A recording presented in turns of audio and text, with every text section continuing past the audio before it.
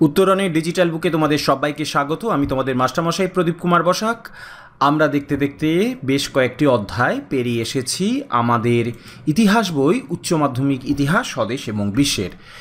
এই বইয়ের আমরা মূলত আলোচনা করছি ষষ্ঠ অধ্যায় নিয়ে। ষষ্ঠ অধ্যায় আমাদের বিষয় তোমরা জানো, দ্বিতীয় বিশ্বযুদ্ধ এবং উপনিবেশ। এই ষষ্ঠ অধ্যায়ের উপ অধ্যায় ক, অর্থাৎ ভারত 1940 থেকে 1946, এই উপ অধ্যায়ের ক এর আজকে আমাদের আলোচনার বিষয় সুভাষচন্দ্র বসু এবং আজাদ হিন্দ বাহিনী। আমরা ছোটবেলা থেকেই সুভাষচন্দ্র বসুর সম্বন্ধে কম বেশি জেনে এসেছি, এখনও জানছি, এবং আজাদ হিন্দ বাহিনীর মুক্তি আন্দোলন সম্বন্ধেও আমাদের মোটামুটি প্রত্যেকেরই ধারণা আছে। তোমরা এগুলো ক্লাস 8-এও পড়েছো, ক্লাস 10-এর ক্ষেত্রেও তোমাদের ছিল। আমরা এখানে মূলত যে বিষয়গুলো আলোচনা করব সেটা এক নজরে একটু দেখে নিই। আমরা আলোচনা করব সুভাষচন্দ্র বসুর কংগ্রেসে যোগদান এবং সভাপতি লাভ, দেশত্যাগ এবং বিদেশের মাটিতে সুভাষচন্দ্র বসু, আজাদ হিন্দ বাহিনীর দায়িত্ব গ্রহণ এবং আজাদ হিন্দ বাহিনীর সংগ্রাম। মোটামুটি খুব সংক্ষেপে আমরা ভারতের যে উপনিবেশ বিরোধী আন্দোলন বা স্বাধীনতা সংগ্রাম, সেই স্বাধীনতা সংগ্রামে আজাদ হিন্দ বাহিনীর গুরুত্ব, অবদান এবং তাদের যে সংগ্রাম, সেটাকেই মূলত আমাদের কেন্দ্রবিন্দু হিসেবে আমরা আলোচনা করব। আমরা সবাই জানি যে সুভাষচন্দ্র বসু ভারতে উপনিবেশ বিরোধী যে মুক্তি সংগ্রাম, তার আপোষহীন ব্যক্তিত্ব ছিলেন। আমরা এটাও জানি যে মহাত্মা গান্ধী অহিংস অসহযোগ নীতি বা অহিংস সত্যাগ্রহ নীতির বিপরীতে সুভাষচন্দ্র বসু কিন্তু সংগ্রামী যে ভূমিকা, একটা আপোষহীন ভূমিকা এবং মানুষকে সঙ্গে নিয়ে গণসংগ্রামের যে অভিমুখ, সেটাকে কিন্তু তিনি স্থির করেছিলেন। এবং আমরা মোটামুটিভাবে এই সুভাষচন্দ্র বসুর যে ছোটোবেলায় তার জীবন, তার পড়াশুনো, তার কলেজ জীবন, এগুলো মোটামুটি আমরা জানি। সুভাষচন্দ্র বসু আমরা জানি যে আইসিএসএস পরীক্ষায় সসম্মানে উত্তীর্ণ হয়েছিলেন। তিনি চাইলেই আর 4-5 জন ভারতীয়ের মতো নিজের সম্মান, নিজের প্রতিপত্তি, চাকরির উন্নতি ইত্যাদির কথা ভাবতেই পারতেন, কিন্তু তা তিনি করেননি। কারণ দেশ পরাধীন, দেশের মানুষ ঔপনিবেশিক শাসন শোষণে জর্জরিত। ফলে সেই সময় সমস্ত ভারতবর্ষ মোটামুটি জাতীয়তাবাদী আন্দোলনের স্রোতে আস্তে আস্তে আস্তে আস্তে উত্তাল হয়ে উঠছে। এবং সেই জাতীয়তাবাদী আন্দোলন এবং উপনিবেশ বিরোধী আন্দোলনের যিনি নেতৃত্ব দিচ্ছিলেন, তিনি অবশ্যই মহাত্মা গান্ধী। সুভাষচন্দ্র বসু কিন্তু আইসিএসসি পরীক্ষায় সসম্মানে উত্তীর্ণ হয়ে দেশবন্ধু চিত্তরঞ্জন দাসকেই তিনি তার রাজনৈতিক গুরু করেছিলেন এবং তারই আহ্বানে রাজনীতিতে অংশগ্রহণ করেন এবং মহাত্মা গান্ধীর ডাকা অসহযোগ আন্দোলনে কিন্তু প্রত্যক্ষভাবে যোগদান করেন। অর্থাৎ সুভাষচন্দ্র বসু তার যে রাজনৈতিক জীবন বা সংগ্রামের প্রথম পর্বে তিনি কিন্তু মহাত্মা গান্ধীকেই অনুসরণ করেই এগিয়েছিলেন। কিন্তু আমরা জানি যে মহাত্মা গান্ধী যখন চৌরি চৌরা হত্যাকাণ্ডের পরিপ্রেক্ষিতে অসহযোগ আন্দোলন তুলে নিলেন, সেই অসহযোগ আন্দোলনের আকস্মিক প্রত্যাহারকে চিত্তরঞ্জন দাস যেমন মেনে নিতে পারেননি, তেমনি সুভাষচন্দ্র বসুও কিন্তু মেনে নিতে পারেননি। ফলে তখন থেকেই মহাত্মা গান্ধীর নীতি এবং আদর্শের সঙ্গে সুভাষচন্দ্র বসুর নীতি এবং আদর্শের একটা তফাৎ বা একটা পার্থক্য কিন্তু শুরু হয়ে গিয়েছিল। সুভাষচন্দ্র বসু ব্রিটিশ বিরোধিতার ক্ষেত্রে পুরোপুরি অহিংস নীতিকে মেনে নিতে সেই অর্থে পারেননি, বরঞ্চ প্রত্যক্ষ সংগ্রামের ভূমিকাটাই তিনি পছন্দ করেছিলেন।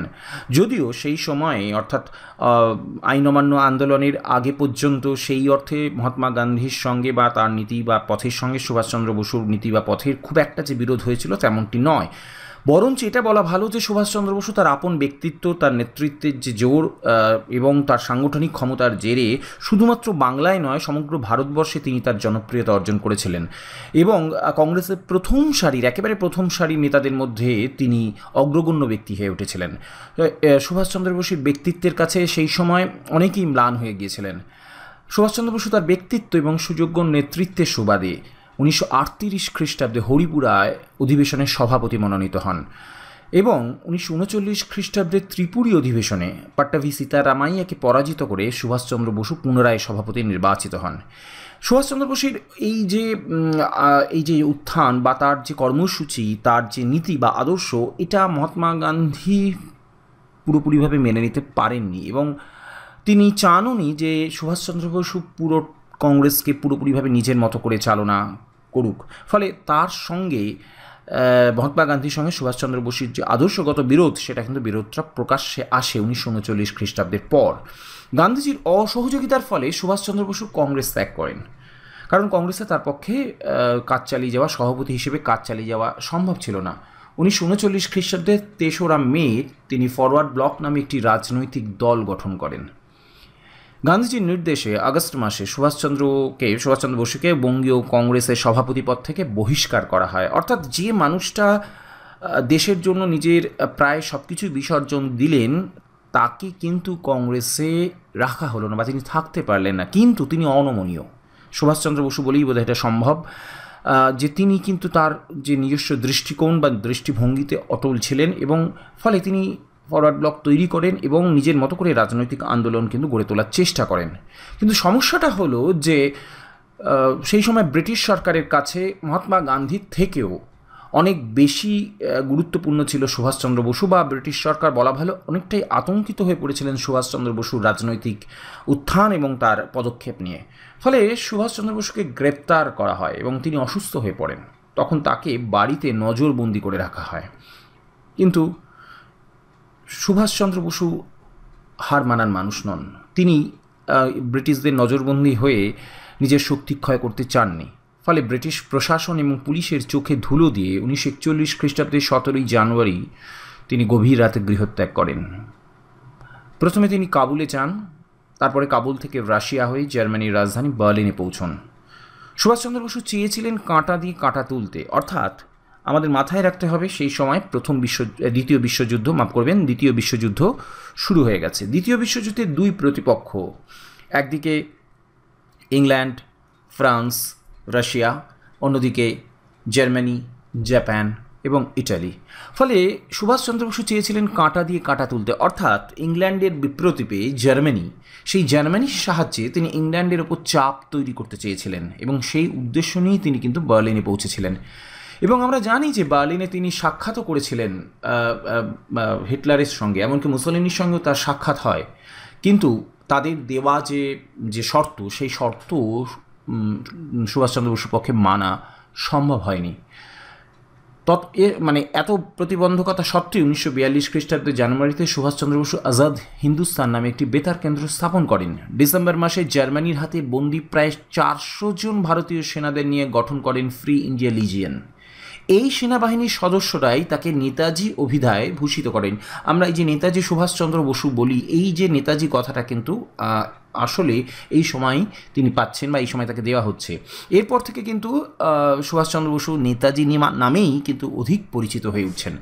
হিটলার রাশিয়া আক্রমণ করলে সুভাষের মোহভঙ্গ হয়, অর্থাৎ হিটলারের যে সাম্রাজ্যবাদী নীতি সেটা কিন্তু তিনি বুঝতে পেরেছিলেন, এবং হিটলারের দেওয়া শর্ত তার পক্ষে মেনে নেওয়া সম্ভব ছিল না। ফলে তিনি বুঝতে পেরেছিলেন যে জার্মানি থেকে বা হিটলারের কাছ থেকে ভারতের সেই অর্থে পাওয়ার কিছু নেই, কিন্তু তিনি সেখানে কিন্তু হতোদ্যম হননি। নানান প্রতিকূলতা সত্ত্বেও, নানান চাপ সত্ত্বেও তিনি জার্মানি ত্যাগ করার সিদ্ধান্ত নেন এবং জাপানি সাহায্য লাভের আশায় প্রাণের ঝুঁকি নিয়ে, মাথায় রাখতে হবে সেই সময় জার্মানি থেকে জাপানে আসা খুব কঠিন কাজ, এবং ডুবোজাহাজে করে জাপানের রাজধানী টোকিওতে উপস্থিত হন। এবং এই যে জার্মানি থেকে জাপানে আসার যে ঘটনা, এটা অস্বাভাবিক সাহসিকতার একটা পরিচয়। প্রাণ হাতে করে তিনি এই কাজটি করেছিলেন। এবং এখানে ইতিমধ্যে কিন্তু আজাদ হিন্দ বাহিনীর যে প্রাথমিক পর্ব সেটা কিন্তু তৈরি হয়ে গিয়েছিল। বিখ্যাত বিপ্লবী যিনি দীর্ঘদিন ধরে প্রবাসে ছিলেন এবং দক্ষিণ পূর্ব এশিয়ায় তখন তিনি আশ্রয় নিয়েছিলেন, সেখানে রাসবিহারী বসু তিনি কিন্তু ভারতীয় স্বাধীনতা সংগ্রাম গড়ে তুলেছিলেন। মূলত তার উদ্যোগেই জাপানের হাতে বন্দী ভারতীয় সেনাদের নিয়ে গড়ে তোলা হয়েছিল আজাদ হিন্দ ফৌজ। ক্যাপ্টেন মোহন সিং ছিলেন এর প্রধান সভাপতি। কিন্তু রাসবিহারী বসুর বয়স হয়ে গিয়েছিল, তার পক্ষে আজাদ হিন্দ বাহিনীকে এগিয়ে নিয়ে যাওয়া বা নেতৃত্ব দেওয়া সম্ভব ছিল না। ফলে তিনি এমন একজন মানুষকে চাইছিলেন যিনি তার ব্যক্তিত্বের মাধ্যমে, সম্মোহনী শক্তির মাধ্যমে পুরো বাহিনীটাকে নেতৃত্ব দিতে পারবেন। এবং তার আহ্বানে, রাসবিহারী বসুর আহ্বানে সাড়া দিয়ে সুভাষচন্দ্র বসু 1943 খ্রিস্টাব্দে 25শে আগস্ট আনুষ্ঠানিকভাবে আজাদ হিন্দ বাহিনীর সর্বাধিনায়ক হিসেবে নির্বাচিত হন, অর্থাৎ দায়িত্ব গ্রহণ করেন। সুভাষচন্দ্র বসু দায়িত্ব নেওয়ার পর আজাদ হিন্দ বাহিনীকে তিনি পুনর্গঠিত করেন, নতুনভাবে গড়ে তোলেন। তিনি সুভাষ ব্রিগেড নানান ধরনের ব্রিগেড তৈরি করলেন। Subhash brigade, Nehru brigade, Azad brigade, ঝাঁসি রানী ব্রিগেড তৈরি করলেন। অর্থাৎ মেয়েদেরকে নিয়ে, অন্যদের সবাইকে নিয়ে তিনি আজাদিন বাহিনীকে ঢেলে সাজালেন যাতে ব্রিটিশদের সঙ্গে লড়াই করা যায়। এবং 1943 খ্রিস্টাব্দে 21শে অক্টোবর নেতাজি সিঙ্গাপুরে আজাদ হিন্দ সরকার স্থাপন করেন। অস্থায়ী এই সরকারের মূল মন্ত্র ছিল জয় হিন্দ এবং দিল্লি চলো। জাপান, জার্মানি, ইটালি সহ মোট 8টি দেশ এই সরকারকে স্বীকৃতি দেয়। 23শে অক্টোবর এই আজাদ হিন্দ সরকার ইংল্যান্ডের বিরুদ্ধে যুদ্ধ ঘোষণা করে। নেতাজি ডাক দেন দিল্লি চলো। জাতির উদ্দেশ্যে তিনি আবেদন করেন, তোমরা আমাকে রক্ত দাও, আমি তোমাদের স্বাধীনতা দেব। জাপানের কাছ থেকে প্রাপ্ত আন্দামান এবং নিকোবর দ্বীপপুঞ্জের তিনি নামকরণ করেন শহীদ দ্বীপ এবং স্বরাজ দ্বীপ। 1944 খ্রিস্টাব্দে এপ্রিল মাসে আজাদ হিন্দ বাহিনী ব্রহ্মদেশ পার হয়ে মণিপুর রাজ্যে প্রবেশ করে। অর্থাৎ ভারতীয় সীমান্তে তারা কিন্তু প্রবেশ করলো, আজাদ হিন্দ বাহিনী কিন্তু প্রবেশ করলো। এবং এই যে আজাদ হিন্দ বাহিনীর দুরন্ত পদক্ষেপ, এটা ভারতে তখন সাধারণ মানুষের মধ্যে একটা অসাধারণ আশা এবং উদ্দীপনার সঞ্চার করেছিল। বাহিনীর একটি অংশ কোহিমা দখল করে নেয়, মণিপুরের রাজধানী ইম্ফল অধিকারের জন্য অগ্রসর হয়। ইতিমধ্যে আমেরিকা জাপানের হিরোশিমা এবং নাগাসাকির উপর পরমাণু বোমা নিক্ষেপ করে, অর্থাৎ জাপান পিছু হটতে শুরু করে দ্বিতীয় বিশ্বযুদ্ধে।